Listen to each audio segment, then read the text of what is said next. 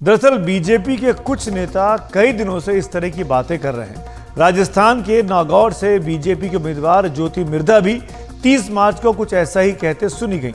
इससे पहले पूर्व केंद्रीय मंत्री अनंत कुमार हेगड़े भी 10 मार्च को ऐसा बयान देकर विवादों में आ चुके हैं। हालांकि अनंत हेगड़े के इस बयान के तुरंत बाद बीजेपी ने इसे खुद को अलग कर लिया था और बयान को उनका निजी बयान बताया था। वैसे इस मुद्दे पर प्रधानमंत्री मोदी खुद स्पष्ट कर चुके हैं कि संविधान बदलने जैसा कुछ होने नहीं जा रहा। 2 दिन पहले ही राजस्थान के बाड़मेर की एक रैली में उन्होंने कहा था कि संविधान को अब खुद बाबा साहब अंबेडकर भी नहीं बदल सकते। SC, ST, OBC भाई और बहनों के साथ दशकों तक भेदभाव करने वाली कांग्रेस आजकल एक पुरानी रिकॉर्ड बजा रही है। जब भी चुनाव आता है, संविधान के नाम पर झूठ बोलना ये इंडिया अलायंस के सब साथियों की फैशन बन गई है।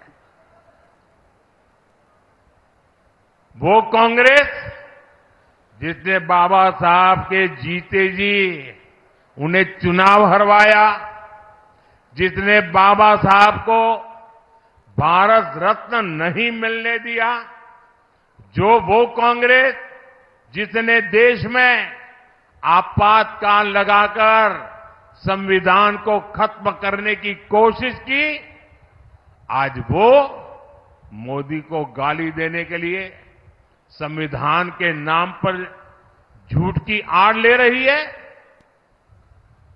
ये मोदी है जिसने देश में पहली बार संविधान दिवस मनाना शुरू किया।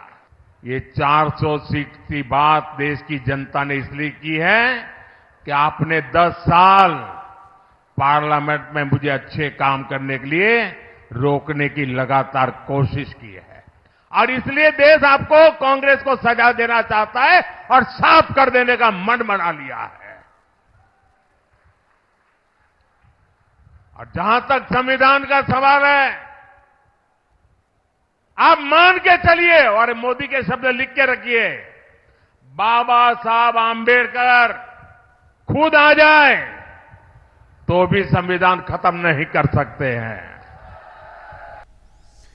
इसी सवाल पर आज प्रधानमंत्री नरेंद्र मोदी ने एक खास इंटरव्यू में फिर अपनी बात रखी है।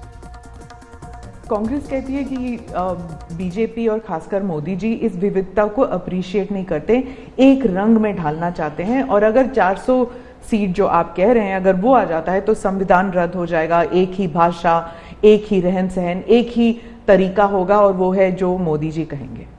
मैं समझ नहीं पाता हूं कि जो व्यक्ति यूएन में जाकर के पहली बार दुनिया की सबसे पुरातन भाषा तमिल भाषा का गुणगान करता हो,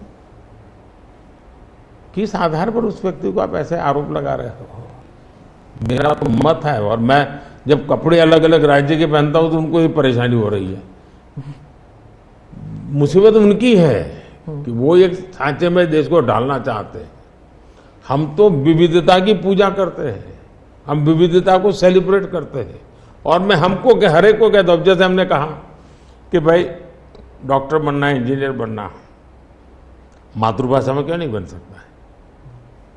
जब मैं मातृभाषा में डॉक्टर इंजीनियर बनने की बात करता हूं, मतलब कि मैं मातृभाषा को सेलिब्रेट कर रहा हूं, उसका महात्मा बढ़ा रहा हूं। मुझे ये अभी एक गेमिंग वाले सब बच्चों के साथ बैठा था, तो उन्होंने से किसी ने पूछा हमारे लिए कोई संदेश, तो ऐसे मैंने कहा एक काम करो, अब जब भी आप हस्ताक्षर कहीं करेंगे, सिग्नेचर करेंगे, अपनी मातृभाषा में सिग्नेचर करो, इतना तो गर्व करो। अब मैं तो विविधता को लाने की कोशिश कर रहा हूं।